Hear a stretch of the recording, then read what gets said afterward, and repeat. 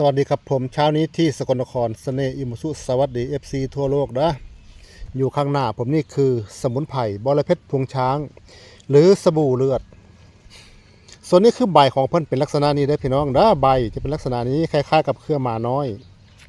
หลังใบจะเป็นลักษณะนี้เวลาหักออกมาจะออกสีแดงๆนี่คือสบู่เลือดสมุนไพรไปบรรเทาอาการพวก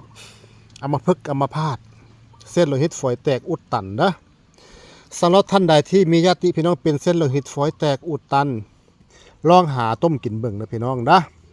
เช้า1 แก้วเย็น1 แก้วก่อนอาหารต้มกินไปจักระยะหนึ่งประมาณ 1 ถึง 2 เดือนหรือ3 เดือนแล้วแต่ท่านเป็นหน่อยเป็นหลายอาการจะค่อยๆดีขึ้นหรือหายนะพี่น้องเนาะสำหรับท่านที่เป็นลองหากินเบิ่งพี่น้องถ้าท่านอยากกินถ้าท่านใดเป็นแล้วท่านบ่อยากกินกะบ่มีไผบังคับเด้อตามความสมัครใจอยากกินก็กินบ่อยากกินก็บ่เป็นหยังเนาะพี่น้องเนาะอันนี้เอามาเล่าสู่ฟังเผื่อมีคนอยากกินเผื่อมีคนอยากใช้เผื่อมีประโยชน์ต่อท่านทั้งหลายนะพี่น้องเนาะ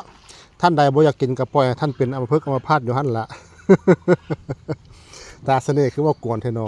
อ๋อพี่น้องนี่มันเน่าพี่น้องนี่เดี๋ยวผมจะย้ายพี่น้องเนี่ยผมจะย้ายไปนี่มันเน่าเลยพี่น้องเด้อมันอันนั้นนี่มันเน่า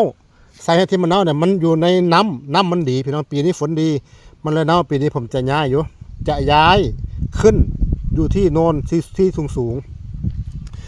แก้อัมพฤกษ์อัมพาตเส้นโลหิตฝอยแตกอุดตันแก้ปวดเมื่อยตามร่างกายแก้ปวดเส้นแก้ปวดเอ็นแก้เส้นยึดแก้เส้นตึงพี่น้องเอ๋ยเพิ่นยังสามารถช่วยไปบำรุงประสาทพี่น้องเด้อบำรุงประสาทบำรุงสมองภายลงลืมพี่น้องเอ๋ยต้มอยู่ต้มกินพี่น้องเด้อเพิ่นยังสามารถช่วยไปบรรเทาอาการพวกเลือดหนืดเลือดเหนียวบำรุงโลหิตแก้เลือดหนืดแก้เลือดเหนียวไปล้างไขมันในเส้นเลือดเฮาได้อย่างดีเลยพี่น้องเด้อสำหรับท่านใดที่ไขมันในเส้นเลือดสูงเอาไปต้มอยู่ต้มกินลองเบิ่งพี่น้องแต่สมุนไพรตัวนี้หายากเลยพี่น้องเด้อสมุนไพรตัวนี้จะเกิดที่สูงมันจะเกิดอยู่บนพลานหินไปนั่งอยู่ข้างบน